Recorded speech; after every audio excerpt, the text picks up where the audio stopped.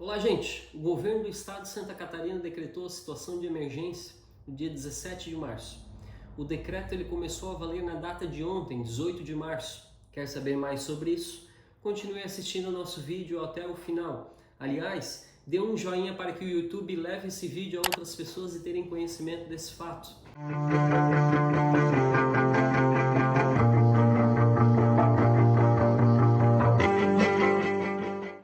Meu nome é Nathan Luiz Frantes, sou advogado, e na data de ontem começou a vigorar o decreto 515 do governo do estado de Santa Catarina.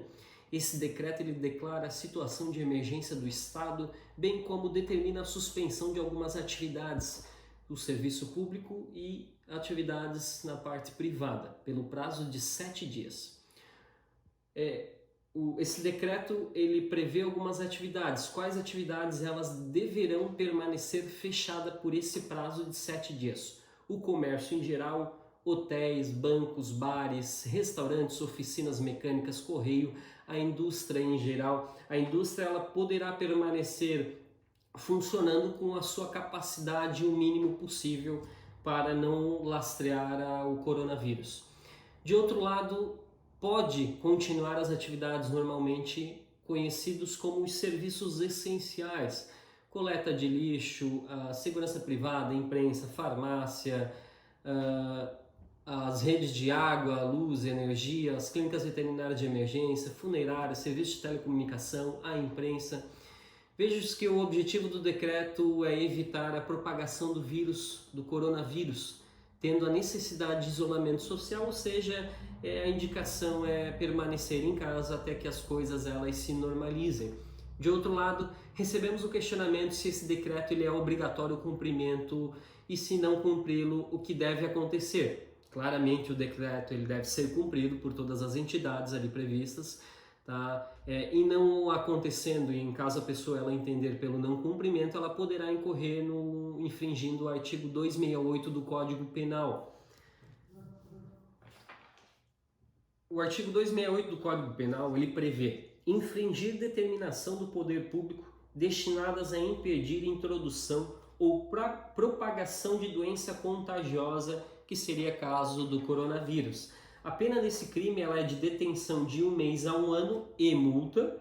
Tá? Além disso, o artigo 268 prevê no parágrafo único uma situação de aumento dessa pena, dessa sanção. Tá? Cito, a pena é aumentada de 1/3 se o agente for funcionário público da saúde pública, né? Ou exercer profissão de médico, farmacêutico, dentista ou enfermeiro. Veja-se que esse tipo penal visa garantir a integridade da sociedade como um todo, da coletividade.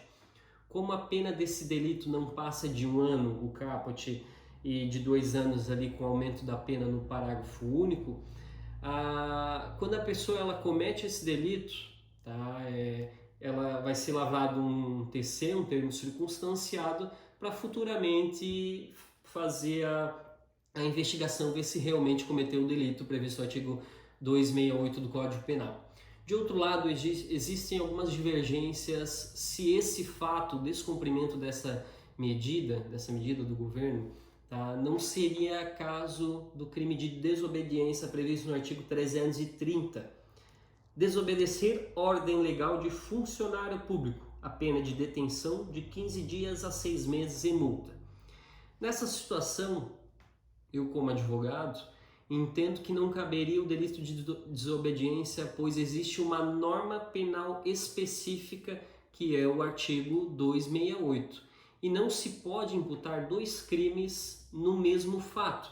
Ou seja, isso quer dizer, a pessoa que cometeu o descumprimento, ela não pode ser condenada pelo crime de desobediência e o crime do artigo 268 do Código Penal. É isso aí, gente, por hoje. Inscreva-se no nosso canal, compartilhe esse vídeo com os amigos, com os conhecidos, para eles terem conhecimento sobre toda essa situação, e até o próximo vídeo.